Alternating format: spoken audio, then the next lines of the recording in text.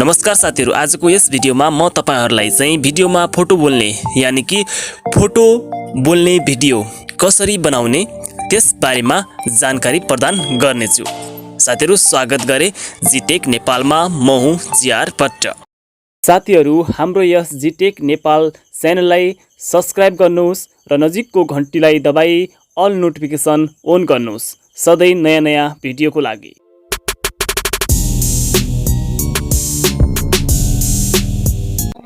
साथीहरु, अब भिडियो सुरु गरौँ है त। साथीहरु, त्यसका लागि तपाई सर्वप्रथम आफ्नो मोबाइल फोनमा भएको क्रोम ब्राउजरलाई ओपन गर्नुहोस्।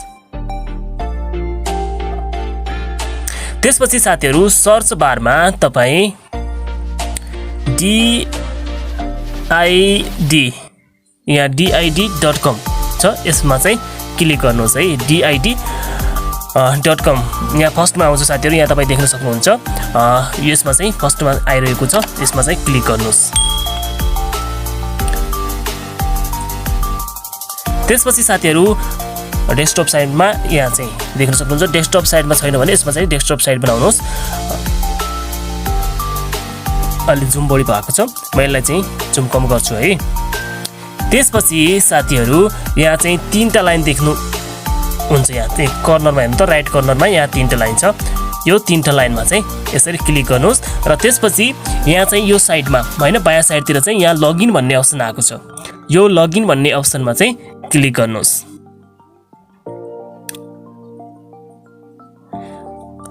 त्यसपछि साथीहरु, तपाई यस्तो खालको इन्टरफेस देख्न सक्नुहुन्छ। र अब यहाँ चाहिँ क्रिएट भिडियो भनेको छ, क्रिएट भिडियोमा चाहिँ क्लिक गर्नुहोस्। क्रिएट भिडियोमा क्लिक गरिसकेपछि साथीहरु, यहाँ चाहिँ तपाई देख्न सक्नुहुन्छ एड भनेको छ हैन, कालो सर्कल भित्र चाहिँ एड छ, यसमा चाहिँ क्लिक गर्नुहोस्। यसमा क्लिक गरिसकेपछि अब हामीले यसमा चाहिँ लगइन गर्नुपर्ने हुन्छ साथीहरु। हामी चाहिँ अब यहाँ जीमेल एकाउन्टबाट चाहिँ यहाँ जी लेखेको छ, यसमा क्लिक गरेर चाहिँ आफ्नो जीमेल एकाउन्टबाट चाहिँ यसलाई लगइन गरौँ। यहाँ चाहिँ तपाई आफ्नो मोबाइलबाट कुनै एउटा चाहिँ यहाँ तपाईको मोबाइल फोनमा भएका चाहिँ सम्पूर्ण जीमेल एकाउन्ट चाहिँ यहाँ देखिन्छ र चाहिँ एउटालाई सिलेक्ट गरेर म यसलाई लगइन गर्न चाहन्छु।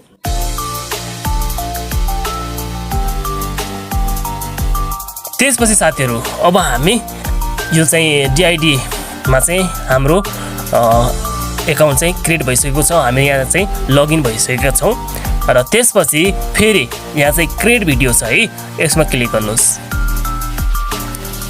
एडमा क्लिक गर्नुहोस् र अब हामीले चाहिँ जुन फोटोको चाहिँ फोटो बोल्ने भिडियो बनाउने हो त्यो फोटोलाई चाहिँ अब यहाँ चाहिँ सिलेक्ट गर्नुहोस्।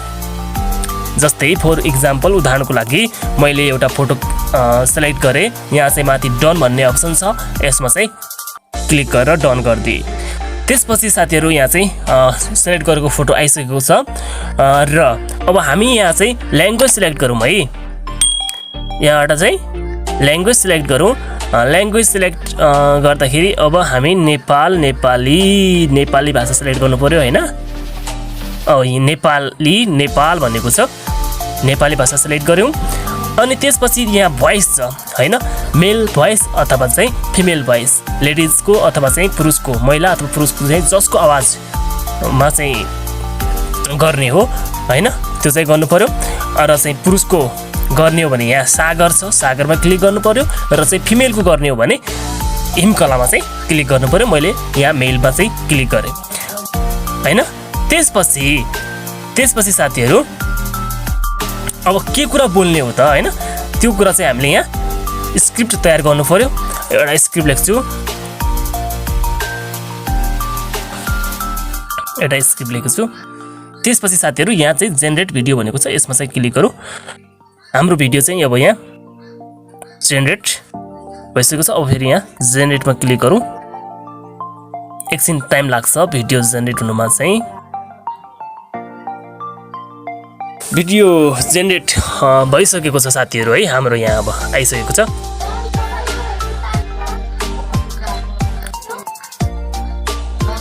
We have successfully generated your video भनेको छ आइसकेको छ। अब त्यसपछि चाहिँ के भइसकेको छ, यसलाई चाहिँ डाउनलोड गरौँ है।